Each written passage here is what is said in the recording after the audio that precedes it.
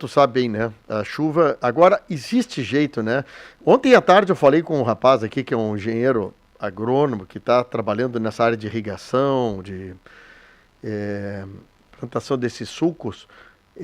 Ô Zé, como ele, inclusive, me contando de um produtor rural aqui que plantou numa lavoura de 600 hectares, 150 hectares ele plantou com irrigação. Diz que o negócio é completamente diferente de uma lavoura da outra.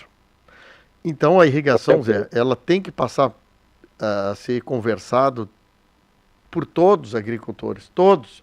Ah, mas eu só planto laranja. Meu amigo, tem que achar um jeito de botar uma água no pé da laranja, tu não acha, Zé? Não, com certeza, a irrigação ela é uma alternativa fundamental, porque às vezes por 15 dias de falta d'água, tu perde uma produção, a metade da tua produção ou mais, né? Então, mesmo que tu tenha chuvas às vezes, né, que nem está acontecendo esse ano, o fato de ter ficado alguns dias numa condição de muito estresse, é óbvio que a planta vai produzir menos. Então, a água, a grande questão é, né, como armazenar, né, a estrutura de armazenamento de água, toda essa legislação que existe sobre a questão da água. Nós, na verdade, aí, quantos açudes nós temos aí na parte baixa de Camaquã, nessa região que a soja está sofrendo muito, claro, tem a lavoura de arroz, a água preferencialmente é utilizada para a lavoura do arroz. Mas mesmo o lavoureiro grande aí da parte plana de Camaquã, tem ali nos açudes, né, uma condição de armazenar água muito fácil, né? Então, investir em mais açudes, fazer mais açudes, quem sabe, porque também é o seguinte, né, o pessoal está plantando soja no banhado, plantando tudo que é lugar. Em vez de plantar num banhado, vamos fazer uns açudes a mais e vamos plantar menos e irrigar, para não ter essas perdas quando dá essas intempéries de estiagem. Eu não sou conhecedor do negócio, mas eu transfiro pelo menos a informação que eu pego de um lugar e lá para outro. Agora, se o custo versus o resultado é bom ou não, eu não vou palpitar porque eu estou só transferindo. Ô Zé, vocês ontem na Assembleia Legislativa deram um pontapé inicial. Tu agora será o presidente da comissão da Assembleia Legislativa do Estado do Rio Grande do Sul por 2 anos na Comissão da Agricultura. Tu vai ter a faca e o queijo na mão aí para te motivar os teus colegas deputados, autoridades do Estado, para tratar de N assuntos da agricultura, né? É verdade, é verdade. É bem esse o sentido, eu diria assim, né? Nós hoje estamos apresentando um plano de trabalho aqui na nossa bancada. Na semana que vem vamos apresentar já na comissão. E tu tens razão, né? Porque qual é que é a função do parlamento? É de fato fazer o debate, né? Fazer o debate, levantar sugestões, propostas, reflexões. Na democracia o parlamento ele tem esse papel, ele não é o implementador. Quem tem que implementar é o executivo, no caso, né? E aqui no nosso caso é o governo do estado, né? Que o executivo estadual é quem tem que implementar. Mas sem dúvida nenhuma o papel nosso ele é fundamental, né? E nós estamos numa disposição, Fábio, de fazer uma grande reflexão sobre o setor primário do estado do Rio Grande do Sul. Nós temos na nossa comissão todo o tema da agricultura e da pecuária, o tema do cooperativismo, o tema da pesca, estão ali abrigados dentro desta comissão, e nós temos N assuntos para nós discutir, tendo em vista que eu tenho uma constatação, né, e não sou eu que tenho, na verdade, são os números que demonstram. O Rio Grande do Sul, tirando a ampliação da lavoura da soja, veja bem, tirando a ampliação da lavoura da soja que ocorreu nos últimos anos, em praticamente todas as áreas, ou nós estagnamos ou retrocedemos nesse segmento da produção primária. Nós diminuímos a produção de fruta, nós diminuímos a produção de leite, nós diminuímos a produção de carne e frango, nós diminuímos a produção de carne bovina, nós diminuímos a produção de suínos. Então, por que isso acontece? Por que está acontecendo isso, né? O Rio Grande do Sul tem um desempenho bem aquém do estado de Santa Catarina e do Paraná nesse segmento. Parece que não, né? A gente imagina, bom, mas será?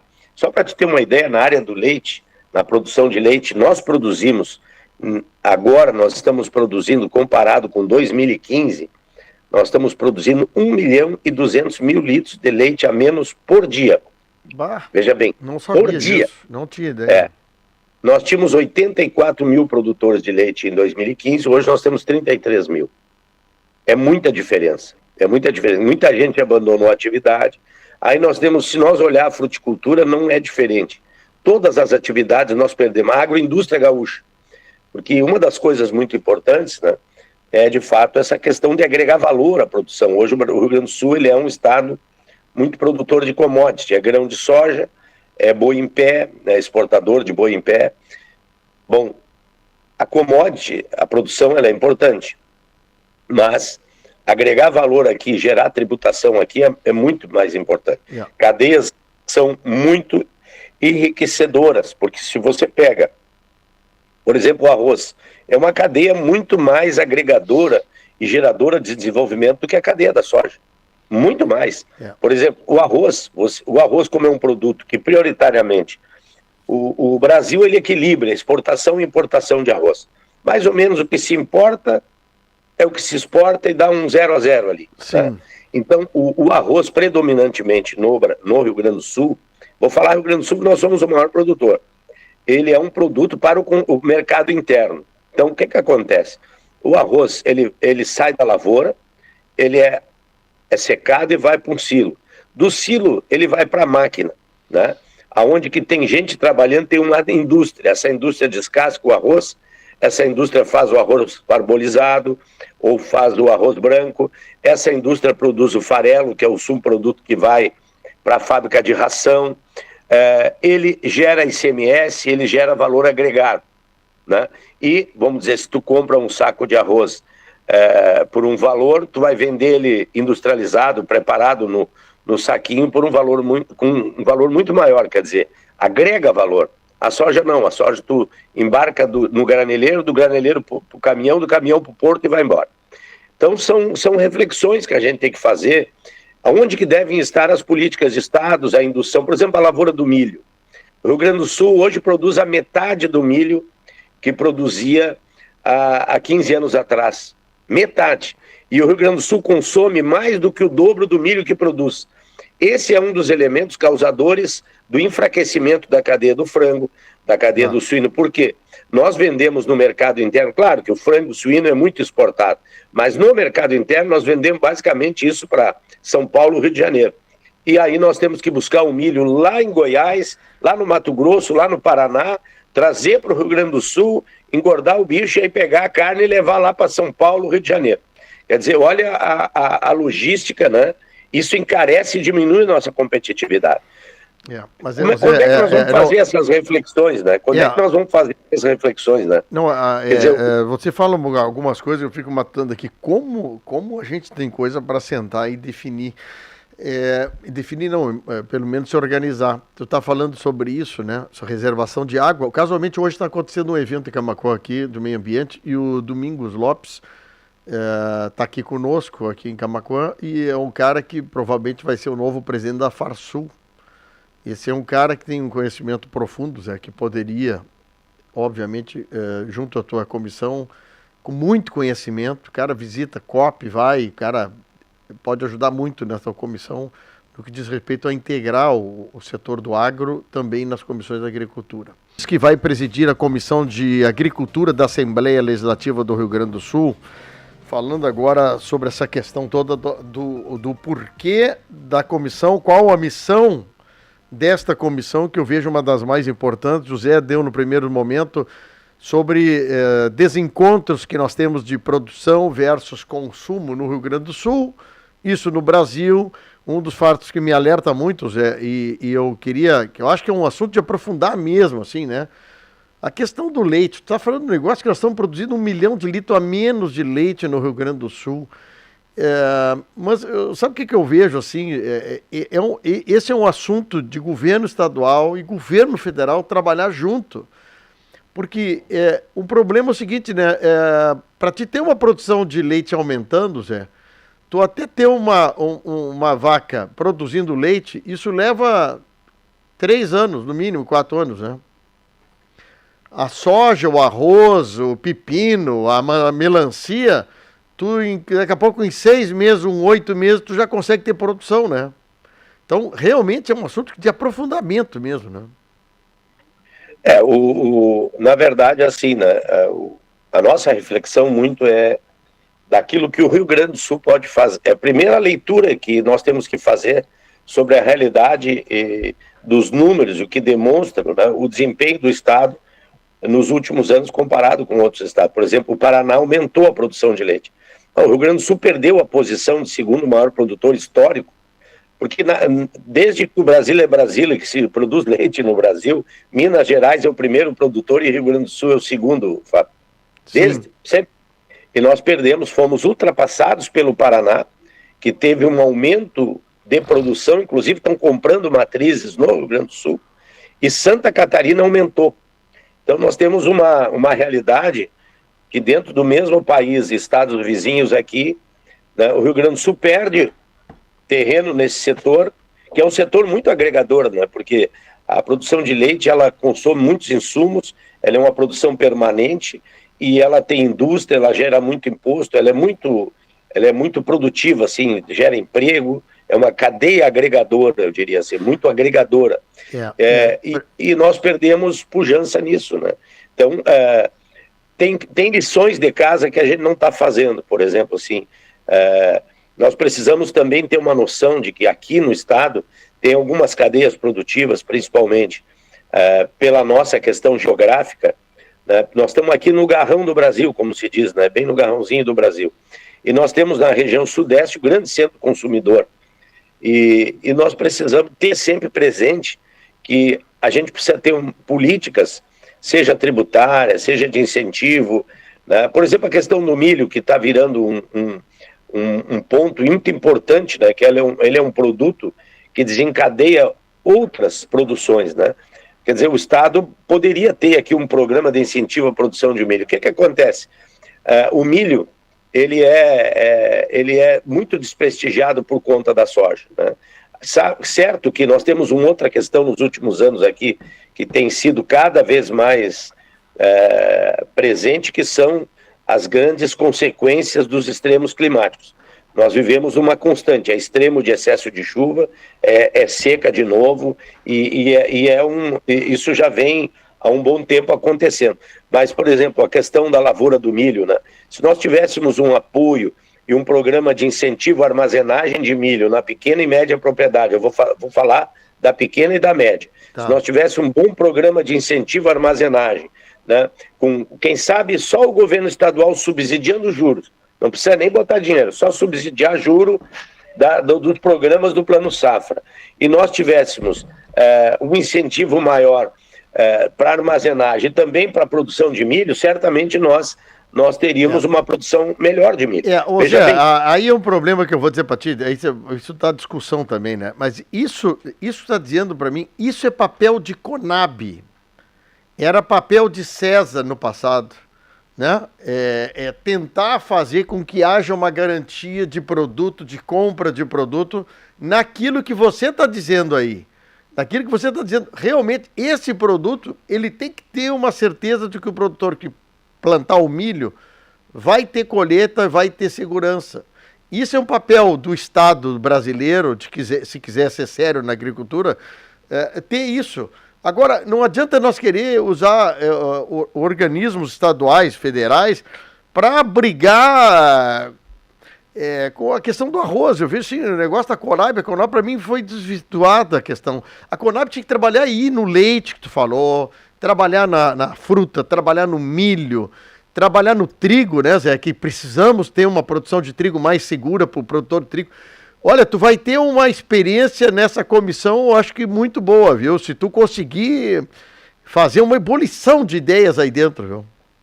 Não, um desafio, né? Um desafio grande, né? Na verdade, assim, né, Fábio? O que acontece? A Conab, ela faz uma política nacional. O Brasil hoje não tem problema de produção de milho, né? O Brasil produz muito milho no Mato Grosso, muito milho em Goiás. Nós tivemos, há 3 anos atrás, uma crise de milho, tu lembra bem?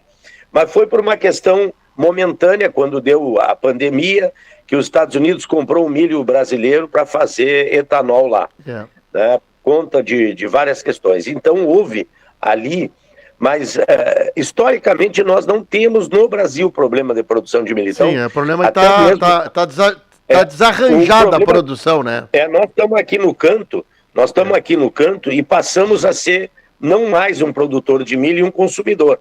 Para ter uma ideia, nós produzimos a metade do milho que nós consumimos. Então, o que está acontecendo? No Rio Grande do Sul é um estado importador e isso acaba nos colocando em algumas fragilidades. Quando aqui tem ainda um problema de quebra de safra, piora mais ainda, porque aí nós dependemos totalmente do milho de fora. O que eu acho que, tendo essa condição, nós poderíamos ter uma iniciativa de política estadual combinada com o governo federal, obviamente, e aí a gente somar um esforço para ter uma política setorizada de incentivo à produção de milho aqui. Pode ser, boa. E poderia ser na pequena e na média propriedade, não precisa ser... Não, pode ser um programa, porque o pequeno médio produtor, a lavoura da soja, para ele é mais difícil. A lavoura do milho é uma lavoura mais fácil.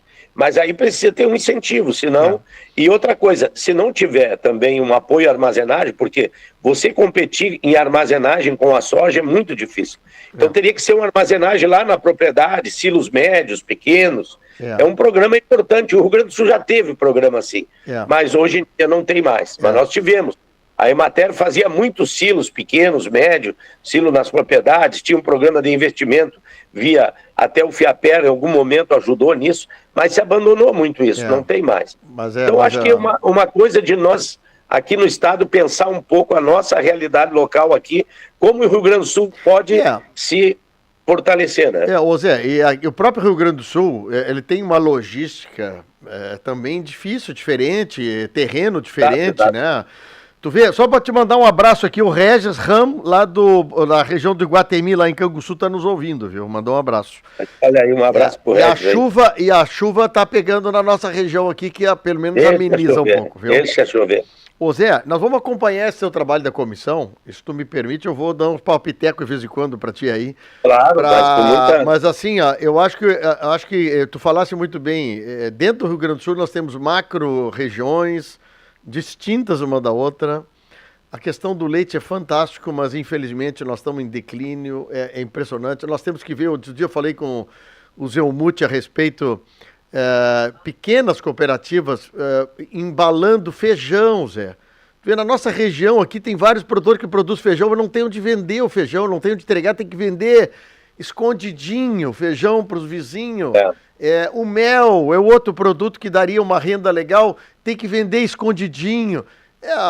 Zé, tem coisas que a gente tem que debruçar para ver como achar soluções para isso, viu?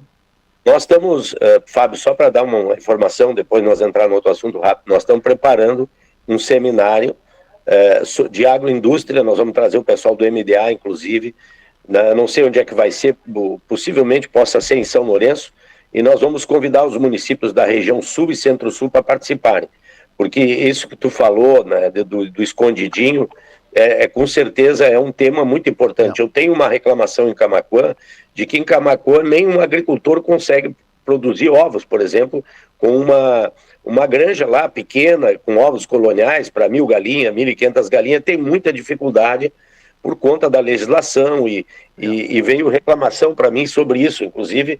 Claro, depende muito dos técnicos de cada município, né, com a questão da legislação, mas é um absurdo hoje não conseguir ter tantas dificuldades para tu conseguir legalizar uma pequena granja de galinha solta com 1.500 galinhas, por exemplo. Não, mas vamos, esse assunto me interessa, viu? Mas é o seguinte, eu tô com outra pauta aqui, que a tua pauta era para ser mais cedo, às 9 e pouco. Vamos falar nesse outro assunto. Eu estava conseguindo entrar aqui, o meu celular deu pane aqui, e agora eu consegui entrar no celular da minha assessoria aqui, por incrível que pareça, eu não sei o que houve. Nós vamos entrar nesse segundo ponto aí, que é a questão do pedágio, né? Que eu acho que isso aí é um assunto que todos nós nos interessamos nesse assunto.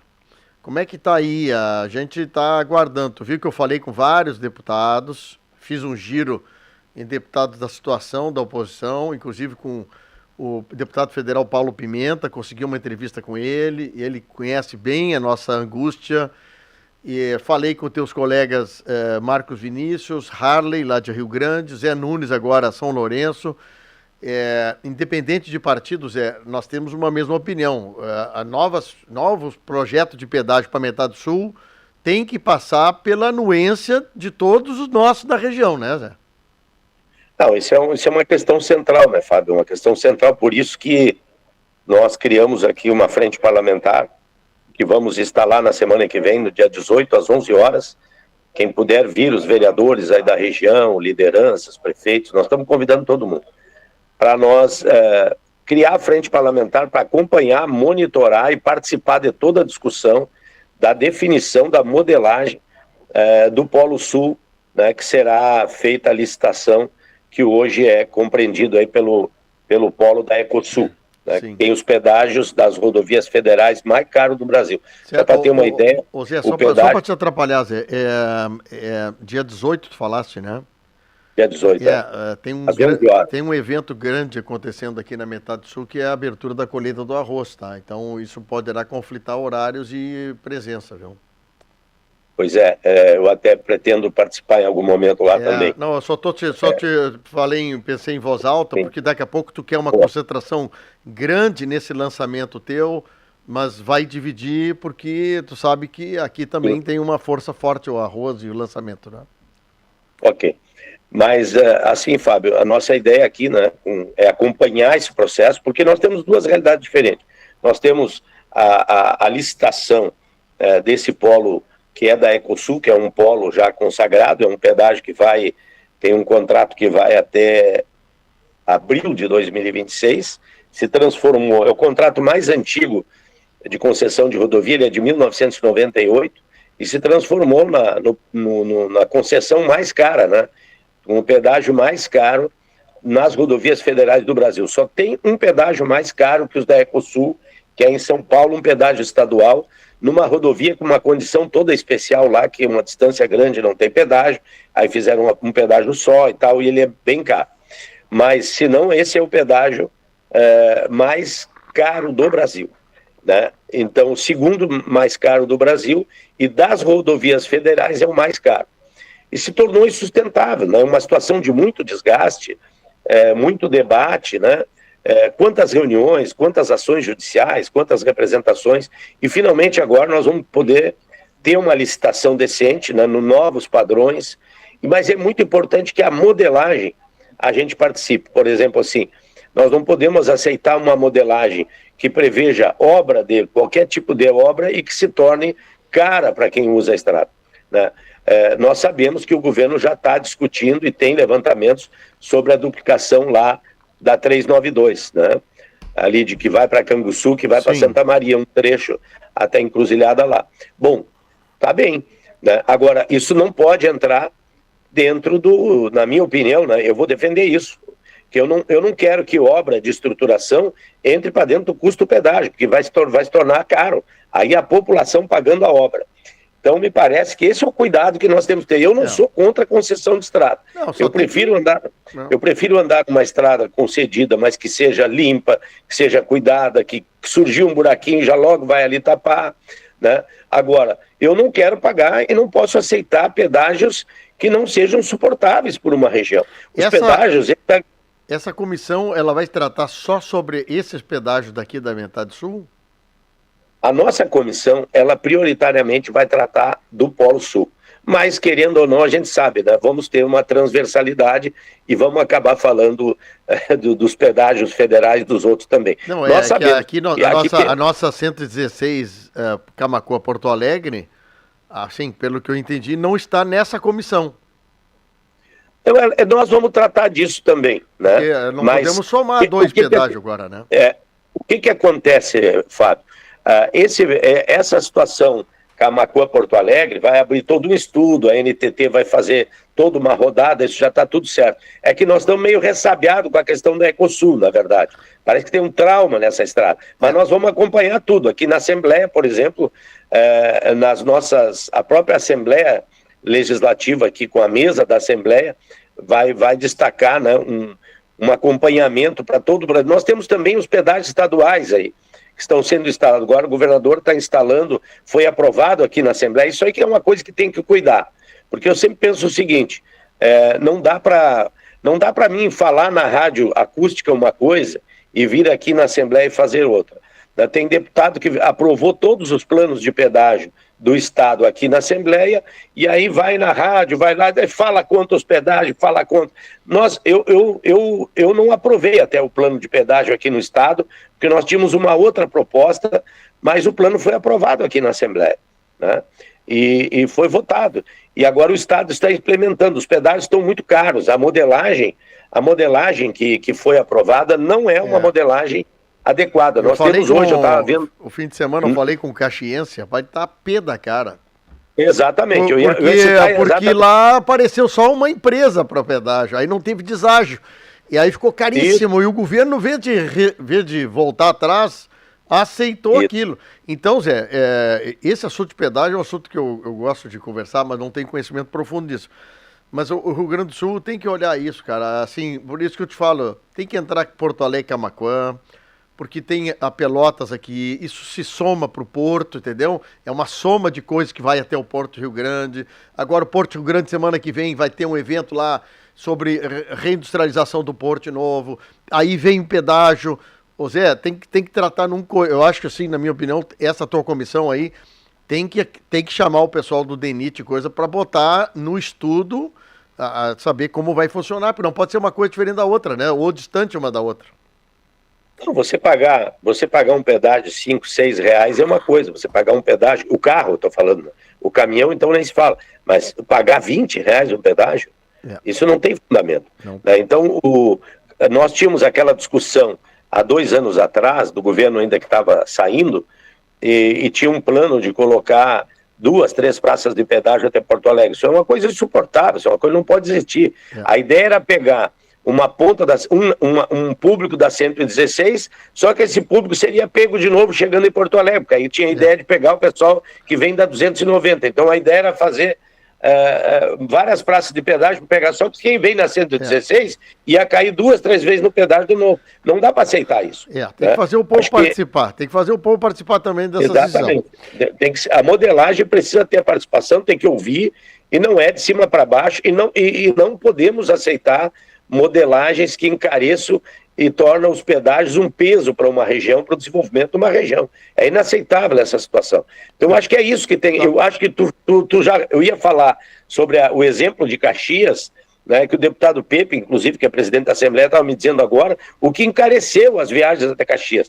Por conta disso que tu está falando, mas tu já falou, não precisei nem comentar. Esse tipo de coisa que não pode acontecer, me parece. Ô Zé, ficamos no teu aguardo aí, eu esgotou o bloco aqui. Muito obrigado pelo carinho sempre de atender e vamos torcer essa Comissão da Agricultura. Quero saber muito como é que vai acontecer e como é que nós vamos animar a turma aí. Muito obrigado, Zé.